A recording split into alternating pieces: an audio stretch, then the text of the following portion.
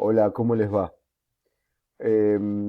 Vamos a continuar con nuestras reflexiones teóricas, em, en este caso vinculadas a la relación que tienen las interfaces con la ciudadanía. O ya en este momento de la cursada ya podemos decir la relación que tienen las reglas de las interfaces con los derechos ciudadanos. En ese sentido, me parece interesante retomar esta cuestión que las interfaces digitales tienen reglas explícitas e implícitas. Reglas explícitas son, por ejemplo, cuando uno tiene que ingresar una clave, cuando efectivamente el montaje comunicacional, cómo está armado, qué se muestra y qué no se muestra, explícitamente nos indican determinadas cuestiones. Facebook tiene, y cada una de las redes sociales tiene, formas de decir que le gusta o no le gusta. En aquel momento, o en algún momento, uno podía decir que no le gustaba y de pronto alguien desde Facebook planteó que el no le gustaba era antipático y le sacó el no me gusta. Entonces queda decir si te gusta. Y ese tablero de opciones, donde vos, por ejemplo, en esa red social decís me gusta o no decís nada, salvo en los comentarios, bueno, son reglas. Implícitamente hemos hablado de varias, ¿no? Las reglas implícitas, las que no se ven, las que, por ejemplo, capturan datos personales.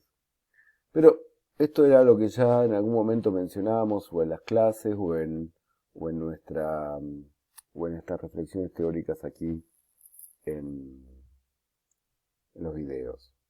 Eh, a mí me parece que un tema bastante interesante es el tema de justamente de las porosidades que hay, de los encuentros y desencuentros, de las armonías y conflictos que hay entre los derechos ciudadanos que están codificados, que forman parte del mundo físico, o como diría Paul Preciado, que vamos a citar nuevamente luego, del mundo orgánico. Este, bueno, eh, forman parte de ese mundo junto con las reglas del mundo digital, donde están ahí las interfaces y donde está todo lo que ocurre en Internet. Y con los dispositivos que utilizamos, ¿no? Hay porosidades, hay momentos donde la regla, lo que uno hace, dialogar, por ejemplo, dialogar está prohibido si se usan cuestiones ofensivas, si se dicen, si se discrimina, si se agrede, si se excluye. Y hay formas dentro del mundo digital, de reaccionar frente a eso, de defenderse. Y también hay armonía que en el mundo orgánico, físico, uno tiene la posibilidad denunciar, de denunciar. Y hay cierta, cierto contacto, ¿no? Entre las reglas y los derechos, ¿no? Entre el mundo orgánico y el mundo físico. Bueno, eh, no siempre es así. No siempre es así y en todo caso la impronta digital requiere en todo caso, modificaciones eh, para tomar en cuenta nuevos fenómenos o viejos fenómenos. Nosotros hemos mencionado justamente respecto al montaje la letra chica que está en los contratos, por ejemplo, de alquiler o por ejemplo cuando uno compra algo, los contratos de garantía, tiene letra chica. Bueno, y acá en las interfaces digitales también. Hay letra chica donde te facilitan las lecturas, poniéndote un aceptar todo sin leer. Eh, digamos, viejas prácticas en nuevos formatos. Pero hay conflictos también. No sé si ustedes escucharon hablar del canon digital. El canon digital era un proyecto que todavía está rondando por acá, ¿no? En Argentina. Un proyecto que impulsaba el derecho de los propietarios, de las películas y de la música, de entrar a las máquinas, a las computadoras, a los teléfonos de la gente y ver si la música que tenían almacenada o que tiene almacenada es legal, si fue almacenada utilizando metodologías legales o si, entre comillas, no, o ha sido, como dicen las compañías y las editoriales, pirateada, ¿no? Es el discurso. Entonces, ¿qué sería en esta práctica que se estuvo discutiendo en Europa y no sé en qué punto estará en cada país? O la que había sido presentada en la Cámara de Diputados acá. ¿De qué se habla?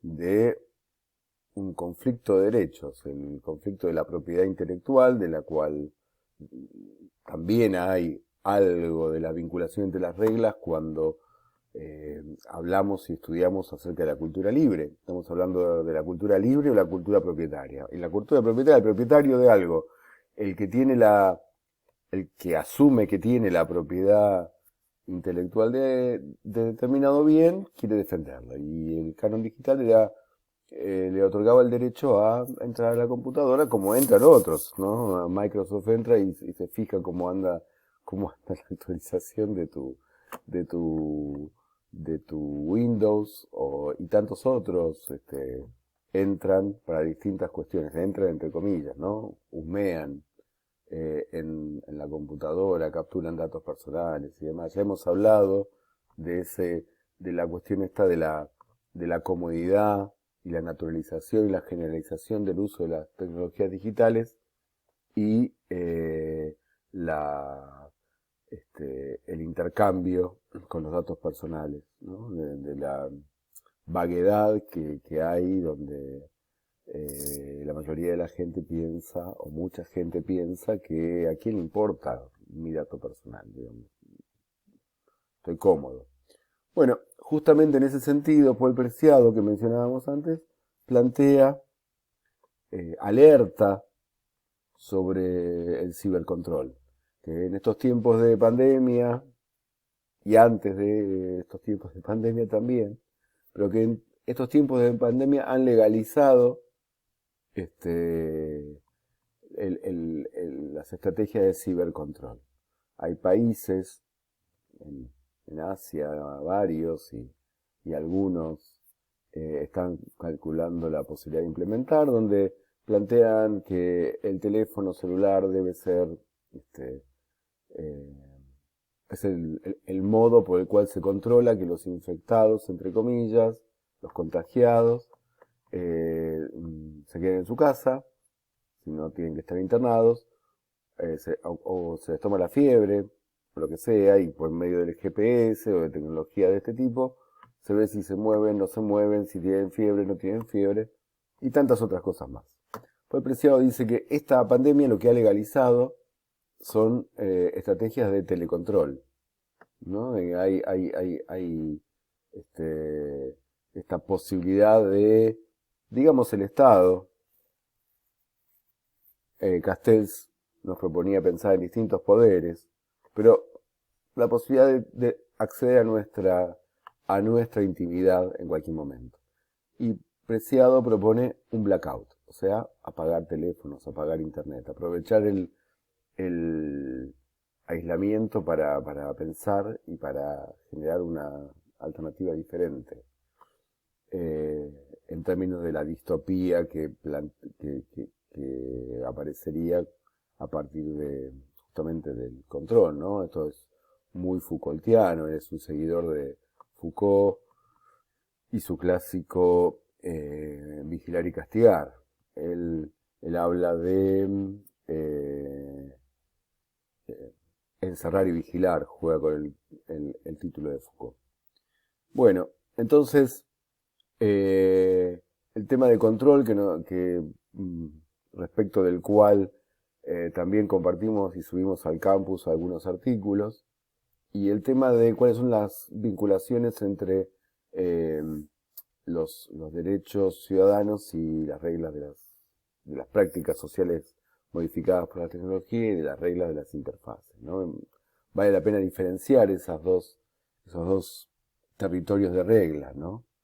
Hay prácticas sociales que, bueno, uno hace, uno no hace, uno consulta, uno surfea, uno deja sus datos o no, y cómo ese contexto de aplicación de las tecnologías está no solamente pregnado por las propias tecnologías, sino también por el impacto que estas tecnologías han tenido en las prácticas sociales, ¿no? Lo que estamos hablando.